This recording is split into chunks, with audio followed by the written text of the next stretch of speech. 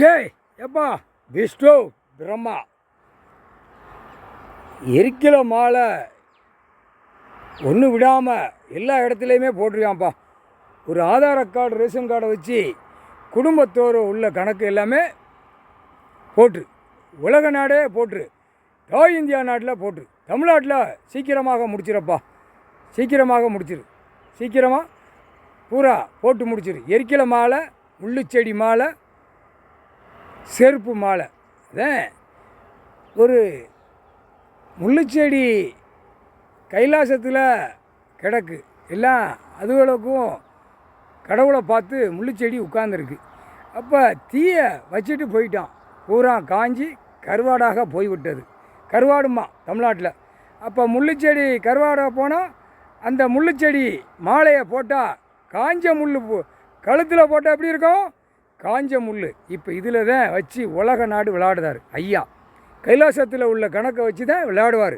விளையாட்டு கடவுள் பரமசிவன் ஈஸ்வரன் முக்கால் சத்தியம். அடுத்தாப்புல பஞ்சாயத்து போட்டில் எல்லாருமே அந்த ஆதார கார்டில் வச்சு தான் கணக்கு தூக்குவார். இவன் முதலமைச்சர் மேலேருந்து கீழே வருவான். இவர் அடித்தளத்திலிருந்து பஞ்சாயத்து போட்டிலேருந்து தூக்குவார். அடித்தளத்தில் தூக்கினா தானே கணக்கு மேலே வரைக்கும் மாட்டுவான்.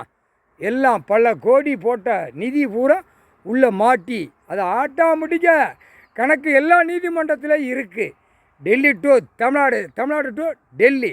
நீதி அரசர் உட்கார்ந்த உடனே பஞ்சாயத்து போட்டில் தூக்கி ஒவ்வொருத்தனா இன்ஜினியர் இருந்தவன் உள்ள கான்ட்ராக்ட் எடுத்தவன் புரியுதா?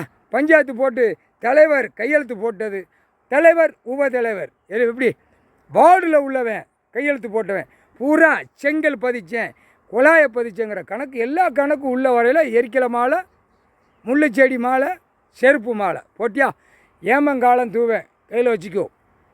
நீதி அரசர் போட்டார். நீயே போய் 3 பேர்த்துக்கு கணக்கு கொடுத்துட்டு அவங்கள கூப்பிட்டு போயிரு.